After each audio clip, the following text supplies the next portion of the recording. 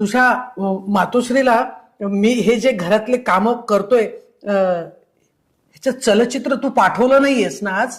मी काही करल, तुला काय करायचं? त्या माझ्या मातोश्री तुझ्या आहेत का? जातो.